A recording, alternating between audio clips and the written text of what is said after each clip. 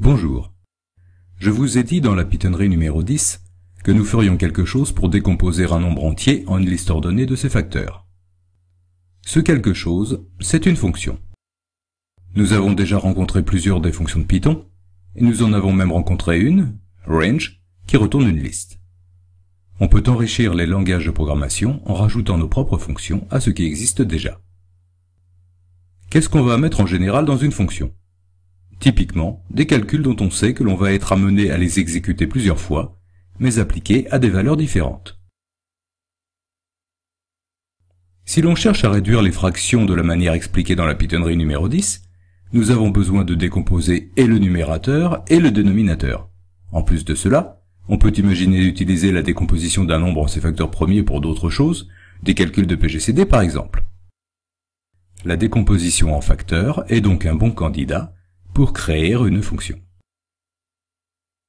On crée une fonction en tapant def comme définition, suivi d'un nom et de paramètres entre parenthèses, puis les deux points et le bloc décalé habituel.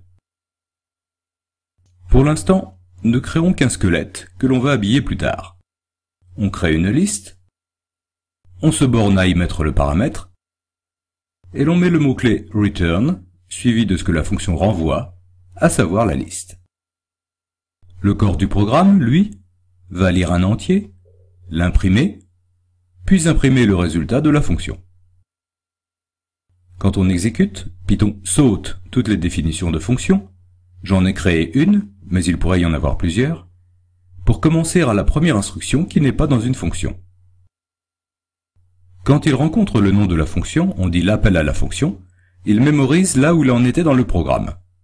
Il passe des valeurs à la fonction les récupère dans des variables, exécute du code, puis retourne la valeur calculée là où le programme en était au moment de l'appel. Il y a une chose importante avec une fonction, c'est qu'elle est complètement déconnectée du reste que l'on appelle le programme principal. Si vous avez dans le programme principal et dans la fonction des variables qui portent le même nom, par exemple n, il n'y aura aucune confusion. Les noms de variables dans une fonction ou le programme principal, c'est un peu comme les prénoms dans une famille. À l'intérieur de la famille, il faut des prénoms distincts. En revanche, aucun souci à avoir des gens qui portent le même prénom, mais pas le même nom de famille. Il n'y a aucune confusion possible. Avec les fonctions, c'est pareil. La fonction, c'est la famille. Il n'y a que deux points de contact entre une fonction et l'endroit où on l'appelle, qui peut être du code à l'intérieur d'une autre fonction. Les paramètres, qui sont ce que l'appelant fournit en entrée à la fonction, et le résultat retourné par la fonction. En fait, il y a encore un autre moyen de communiquer que nous allons voir plus tard, mais c'est un peu spécial. Quand on définit la fonction, on donne un nom a priori aux paramètres, qui est le nom sous lequel on va les utiliser dans la fonction. Quand on appelle la fonction, il n'y a nul besoin qu'on lui passe une variable du même nom. En fait, en général, on n'a même pas besoin de passer une variable, on peut très bien passer une valeur constante. Du côté du résultat retourné par la fonction, c'est exactement la même chose. La fonction va mettre le résultat calculé dans une variable et retourner cette variable. Qu'on affecte ce résultat à une variable qui a le même nom ou pas que dans la fonction n'a aucune importance, et si l'on veut simplement afficher le résultat, ou le transmettre en paramètre à une autre fonction, on n'a aucun besoin de l'affecter à une variable dans la partie appelante. Nous l'avons déjà vu, y compris d'ailleurs avec les méthodes, on peut aussi bien écrire nom égale Python print len de nom, ou print len de pitonnerie, et dans ce dernier cas, on passe une constante. On n'a aucune idée du nom que prend le paramètre dans la fonction, et l'on s'en bat l'œil. Avant de passer à l'étude de notre fonction à proprement parler, j'ai une chose importante à vous montrer. Sauvegardons notre squelette de fonction, et lui tout seul, sous le nom mesfonctions.py. Je sais bien qu'il n'y en a qu'une, mais je suis de nature optimiste. Maintenant, reprenons notre programme, mais au lieu d'avoir tout le code de la fonction, remplaçons-le par from mesfonctions import décompose. J'espère que cela vous rappelle quelque chose.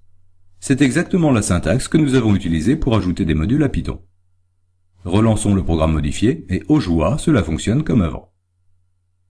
J'espère que vous mesurez tout l'intérêt de la chose. Le code que vous écrivez dans des fonctions, c'est du code réutilisable dans autant de programmes que vous le voulez, des programmes écrits par vous ou par d'autres. Il suffit de mettre après from le nom du fichier .py qui contient les fonctions, après import là ou les fonctions qui sont définies et que vous voulez utiliser, et hop.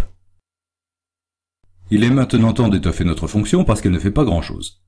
Comment faisons-nous d'habitude pour décomposer un nombre? Tout d'abord, on regarde s'il est pair. C'est le cas, on va donc le diviser par 2. 343, là, ce n'est pas évident. Manifestement pas divisible par 5. 3 plus 4 plus 3 font 10, donc il n'est pas divisible par 3. Je vous souffle la réponse, 343 est divisible par 7. Cela donne 49, là on retombe en terre inconnue, on divise par 7, et il nous reste un 7 que l'on rajoute évidemment à la liste des facteurs. Manifestement dans notre fonction, on va avoir besoin d'une liste de nombres premiers parce que le programme ne peut pas les inventer. Nous, les humains, on a des trucs pour savoir si un nombre est divisible par 2, par 5 ou par 3. Un ordinateur, ça manque de subtilité et ça ne fait pas beaucoup de différence entre 3 et 317, qui est premier. La bonne manière en programmation de voir si un nombre est divisible par un autre, c'est de lui appliquer l'opération que l'on appelle modulo, et qui est le reste de la division entière. Il y a un opérateur spécial pour cela en Python, qui est représenté par le signe %. Si j'écris nombre plus grand % nombre plus petit, si le nombre plus grand est divisible par le nombre plus petit, j'obtiens 0. Sinon, j'obtiens le reste de la division. Par exemple, pour voir si un nombre est divisible par un nombre premier, il suffit donc de voir si nombre % nombre premier donne 0 ou pas. Écrivons donc notre programme. Je commence par une liste de nombres premiers. Elle est très courte, c'est exprès.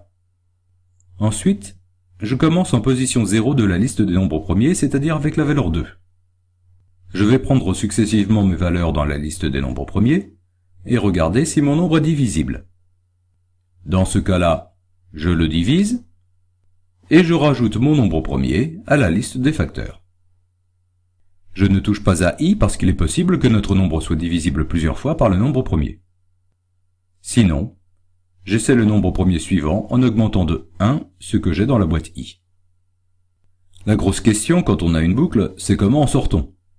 Est-ce que je vais aller jusqu'au bout de ma liste de nombres premiers? Ce serait un peu idiot si le nombre en entrée est par exemple 2 ou 3.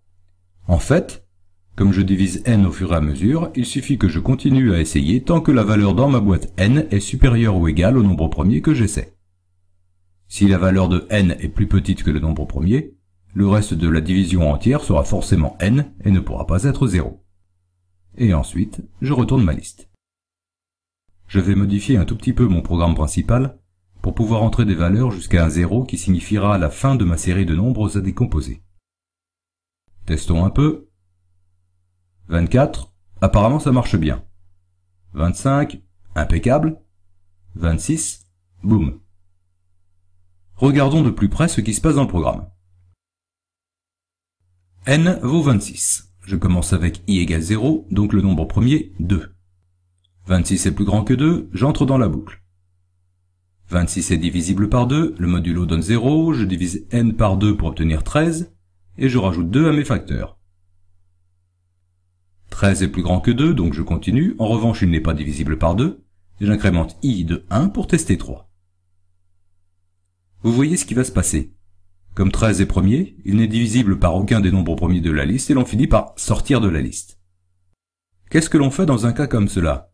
On a 3 options. La première option, c'est ne rien faire.